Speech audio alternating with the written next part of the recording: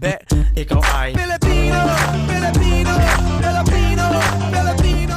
Mga idol at kabayan, good news! Sa harap mismo ng United Nations kung saan nakikinig din ang presidente ng China, sinabi ni President Duterte na hindi hahayaan ng Pilipinas ang sinuman na sirain ang pagkapanalo nito sa Permanent Court of Arbitration laban sa China sa isyung agawan sa teritoryo sa West Philippine Sea o South China Sea. Yan ang gusto namin, President Duterte. Tumayo tayo at ipakita sa China na ang atin ay atin. Tara, panoorin natin ang video. I-like at mag-subscribe. Matik na! Nitong ika-22 ng Setyembre 2020, nagkaroon ng pagkakataon na magsalita si President Duterte sa United Nations General Assembly at hindi niya pinalampas ang issue tungkol sa agawan ng teritoryo sa West Philippine Sea. Matapang na sinabi ni President Duterte sa mga dumalo at kasapi ng United Nations na hindi hahayaan ng Pilipinas na sirain ng sinuman ang pagkapanalo nito sa Permanent Court of Arbitration ruling noong July 2016. Kinumpirma ni Pangulong Rodrigo Duterte ang desisyon ng Permanent Court of Arbitration na pabor sa kaso ng arbitrasyon ng Pilipinas laban sa malawak na pag-angkin sa maritime ng China sa West Philippine Sea o South China Sea bago ang United Nations General Assembly. Sa kanyang pre-recorded na talumpati na mula sa palasyo ng Malacanang, si President Duterte sa 75th session ng General Assembly sa New York noong Miyerkules oras ng Maynila, hinimok ang mga kapwa-estado ng kasapi ng United Nations na manatiling maingat sa kanilang mga obligasyon at pangako sa Charter ng United Nations at sa pina-improve na 1982 Manila Declaration on the Peaceful Settlement of International Disputes. Pinatunayan ng Pilipinas ang pangakong iyon sa South China Sea o West Philippine Sea alinsunod sa United Nations Convention on the Law of the Sea at sa 2016 Arbitral Award. Dagdag ni President Duterte, idinagdag pa ni President Duterte na ang desisyon ng Permanent Court of Arbitration ay bahagi ng international na batas. Mariin naming tinatanggihan ang mga pagtatangka na sirain ito. Malugod na tinanggap ni Pangulong Rodrigo Duterte ang dumaraming bilang ng mga estado o bansa na sumusuporta sa pagkapanalo ng Pilipinas sa Permanent Court of Arbitration noong 2016 laban sa China.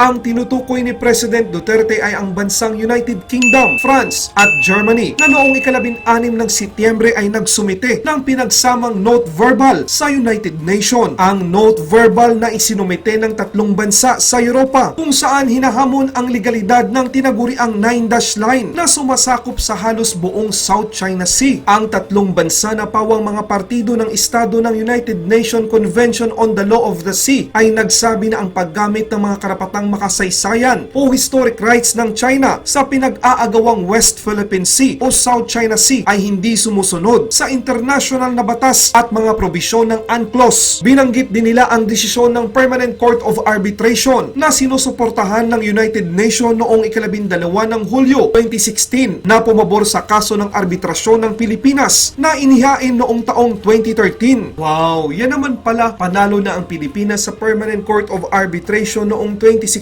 pa. Tapos ito ay naaayon sa United Nations at sa United Nations Convention on the Law of the Sea. Bakit matigas pa rin ang China? Ano ba talaga ang gusto nila? Gera? Ito ba ang rason bakit minadali nila ang mga artificial island at militarisasyon sa South China Sea? Ano ang kanilang pinaghahandaan? Mga idol at kabayan, kung sumunod lang ang China sa international na batas, hindi sana aabot sa ganito ang problema sa West Philippine Sea o sa South China Sea. Dapat lang na maging mapanuri ang Pilipinas at laging handa. Maraming salamat ang tagahatid ng balita. Good News Philippines. Mabuhay ang mga Pilipino. Mabuhay ang Pilipinas. Laban Pinas.